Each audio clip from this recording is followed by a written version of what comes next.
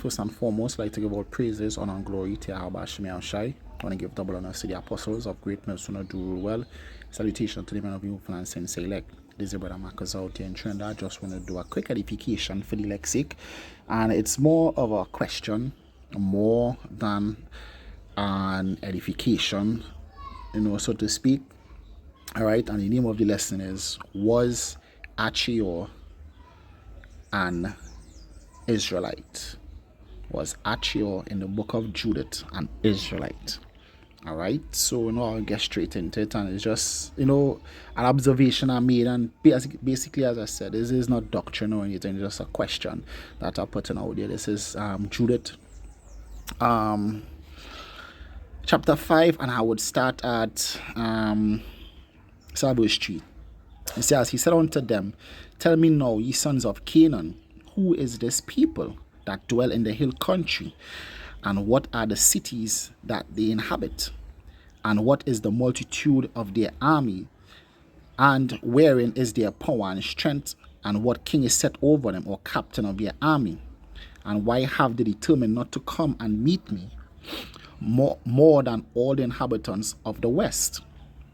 Then said Achior, the captain of the sons of Ammon. I'm going to go back to the Ammonites, the so-called Japanese. All right. It says, let my Lord now hear a word from the mouth of thy servants, and I will declare unto thee the truth concerning the people that dwelleth near thee, and the inhabitants of the hill countries. And there shall no lie come out of the mouth of thy servant. It says, these people are descended of the Chaldeans, and they sojourn heretofore in Mesopotamia, because they will not follow the gods of their fathers, and were in the land of Chaldea. For they left the way of their ancestors and worshipped the God of heaven, the God whom they knew. So they cast them out from the face of their gods, and they fled into Mesopotamia, and sojourned there many days. Then their God commanded them to depart from the place where they sojourned, and to go into the land of Canaan, where they dwelt, and where they increased with gold and silver, and with very much cattle. And when the famine covered the land of Canaan, they went down into Egypt and sojourned there, while they were nourished and became a great multitude, so that one could not number their nation. It says, therefore the king of Egypt rose up against them, and dwelt subtly with them, and brought them low with laboring in brick, and made them slaves. Then they cried unto their God, and he smote all the land of Egypt with incurable plagues, so the Egyptians cast them out of their sight. Verse 13, and God dried up the Red Sea before them, and brought them to Mount Sinai, and at Kadesh Barnea, and cast forth all that dwelt in the wilderness, so that they dwelt in the land of the Amorites, and they destroyed by their strength all them of Eshbon, and passing over Jordan, they possessed all the hill country, and they passed forth before the Canaanites, the Perizzites, and the Jebusites, the Skitmites, and all the Girgashites, and they dwelt in the country many days. And whilst they sinned not before their God, they prospered, because the God that hated iniquity was with them. It says, but when they departed from the way which he had appointed them, they were destroyed in many battles, very sore, and were led captive into a land that was not theirs, and the temple of their God, and was cast to the ground, and their cities were taken by their enemies.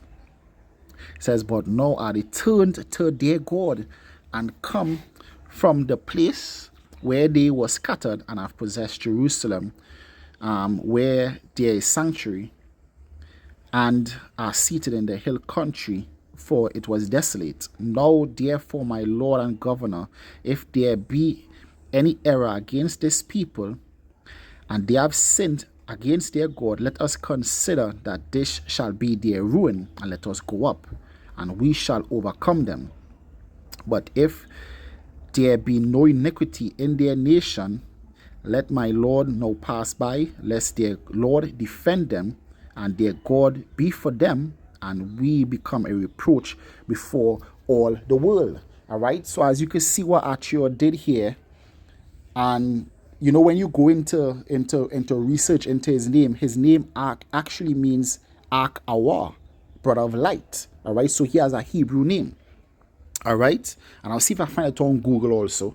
All right, so I have an article I want to read from, but basically he did the same thing that Stephen did when Stephen went into the whole history of Israel from the land of the Chaldees onto becoming a nation. And here Achior did the same thing. All right, which basically to have that full history of Israel, you would have to basically have some acquaintance or some fascination with Israel to know that. But most people, they look down on Israel at that point in time. So, Achior, could have possibly been an Israelite. And this also is the reason why I said this, because when you go over to chapter 6, this is Judah chapter 6 and verse 2. It says, I said that verse 1. So because for the funnels, he kicked storm because of what Achior said. He says, now when the tumult of the men that were round about the council was ceased, Holofernes, the chief captain of the army of Ashur, said unto Achior and all the Moabites, all right, because he said that Achior, was an Ammonite. Now he's saying Moabites, right, before all the company of other nations. And who art thou, Achior, Achior, and the hirelings of Ephraim? All right. So before they were saying that they were Ammonites with him, now they're saying they are Ephraimites with him. All right. So it says, thou hast prophesied against us today, and has said that we should not make war with the people of Israel, because their God will defend them. And who is God but Nebuchadnezzar, which is Nebuchadnezzar. All right, jumping on to verse 5, it says, thou Achior, and hireling of Ammon. All right, so basically Achior was a hireling of Ammon. I will go into that word hireling just now. All right, he was an hireling of Ammon. It says, which has spoken these words in the day of thine iniquity, shall see my face no more from this day until I take vengeance on this nation and come out of Egypt. Verse 7, it says, now therefore my servant shall bring thee back to the hill country. All right, you're bringing him back to the hill country, and shall set thee in one of the cities of the passages. Now you got to remember, at this point, Israel and Judah, they weren't dealing with each other. They were at war with each other. They even teamed up. I believe Israel actually teamed up with other kings to come and fight war with the kings of Judah. All right, but they call him an hireling of Ammon, and in verse 2 they call him what? Achior and the hirelings of Ephraim. All right. Now when you go, this is Jeremiah chapter 46 and 21. It says, all her hired men are in the midst of her like fatted bullocks. It says, for they also are turned back and are fled away together. They did not stand, because the day of their calamity was come upon them, and the day of their visitation. Now when you look up the word hireling, all right, or hired men, it says what? Hired animal, hireling, hired labor, a mercenary.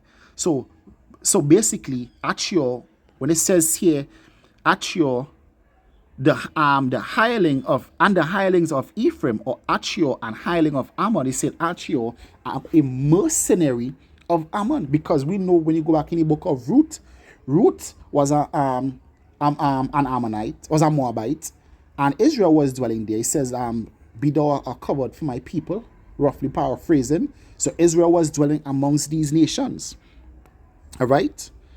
Now I just want to go back here. When you look at parallel versions, in the New King James Version, it says all her mercenaries. NLT says Egypt's mercenaries have become like fatted calves. All right. So in the Vulgate they have mercenary, All right. The NIV, they have mercenary. All right. They have here coming down here mercenaries. All right. So when you go back to this, basically it's saying, Achior and the men that were with him, they were mercenaries. All right. But they were mercenaries, call them mercenaries of Ephraim. Because in verse 5 it says, Achior, the captain of all the sons of Ammon. So yes, they would have been living in the land of Ammon, but possibly they were Israelites, because it said the hirelings of Ephraim, and Achior was their captain. And as I said, he had a Hebrew name, brother of light. All right. He went into the full history of Israel from conception, in the land of the Chaldeans, with when the Lord told Abraham to leave, all right, and until they became a nation in the land. He told them, hey, say if they sin, go up, but if they don't sin, don't go up. All right. So this is an article that I pull up. It says Achior the Ephraimite. All right, John. You will find many like articles like this on Google. All right. It says Ahikar in the book of Tobit resembles to a certain degree Achior in the book of Judith. Both are noble non-Jews turned into Jews. All right. This is just a statement someone made. All right. It says Achior, a leading player in the book of Judith, being, as I argued in the first part of my, this is what he talking about here. He says none other than Ahikar, Vulgate, Achior. So in the Vulgate, they changed it to Achior, but before it was Ahikar. It says of the book of Tobit, the very nephew of Tobit of the tribe of Naphtali, was thus a northern Israelite.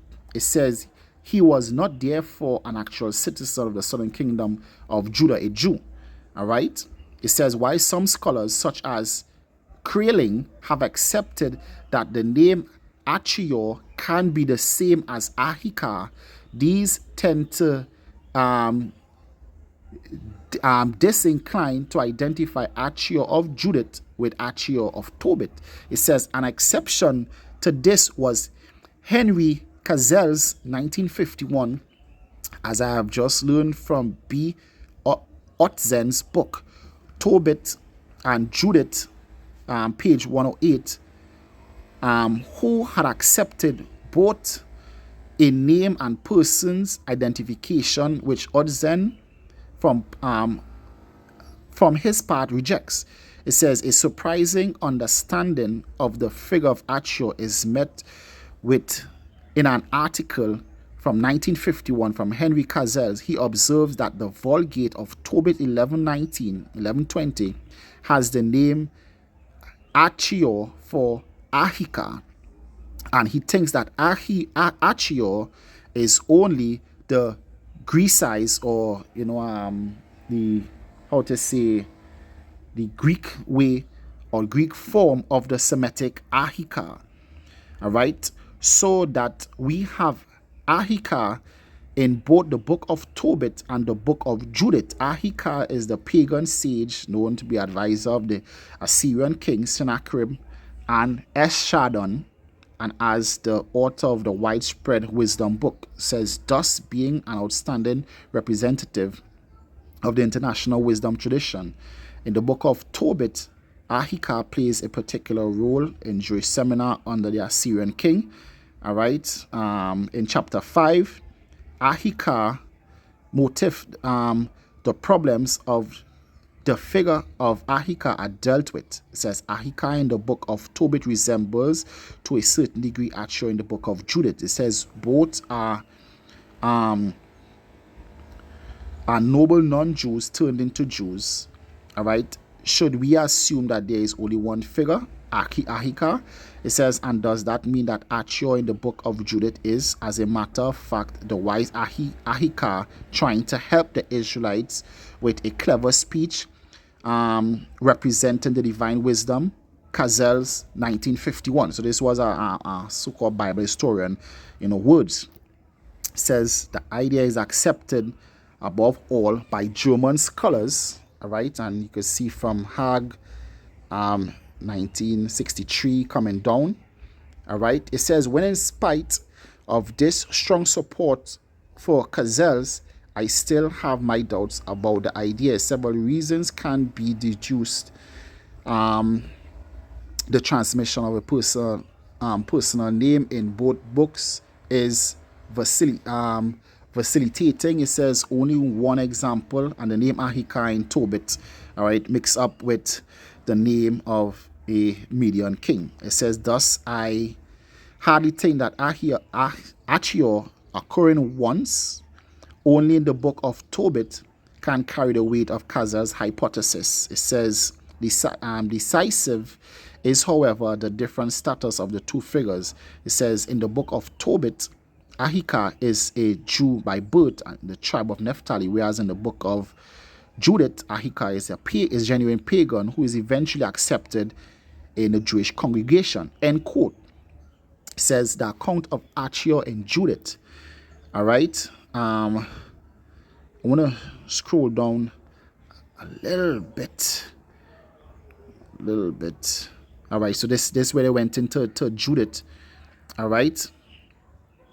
All right, yes, it says, thus Achior of the book of Judith has been passed down to us as a Gentile, an Ammonite prince, who ultimately converts to Judaism. However, it was forbidden for any Ammonite to enter the assembly of the Lord, Deuteronomy 23 and 3. And as he said, basically at that point, Israel, they were keeping the law because Achior went into that. He said they return unto the Lord, Yahweh Shemi Shai. So they would have been keeping all those laws.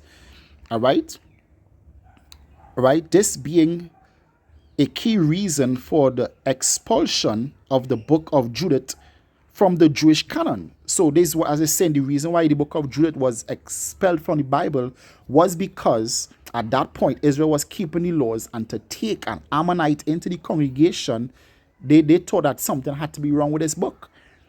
All right. But really, if Achior or Ahikar, whichever name, was an Israelite, an Ephraimite, as they say, they call him an hireling of Ephraim, he would have been an Israelite. Hence the reason they took him in, and Holy Furnace said, we're gonna return you, to the hill country. All right, because to return to something, you would have had to been there before. All right, so I mean, and as he said, so surprisingly though, I think to find a pagan Ammonite having such an awareness of Israelite history going back to Abraham. All right, for this is what he told the Assyrian commander-in-chief, Holy Furnace, Judith 5:5-21. All right, so he went deep into the history. They called him, an hireling of Ephraim, or a mercenary of Ephraim, and Israel dwelling amongst those nations also. Achior, he possibly could have been an Israelite. All right, so as I said, I'll finish it there. A short, all right, somewhat lesson. Well, somewhat short, and as I said, this is not doctrine. All right, it's basically I was reading, made an observation, I looked it up. Others share the same view that he might just be. Some have, they believe firmly that he's an Israelite. And as I said, is a question: could Achior have been an Israelite? All right, so with that, I want to give all praises, honor, and glory to Yahweh Shemi Shai. I give double honor to the apostles of great mercy not rule well. Salutations to the man of the hopeful and saints elect. This Marcus are saying shalom and stay strong. Shalom.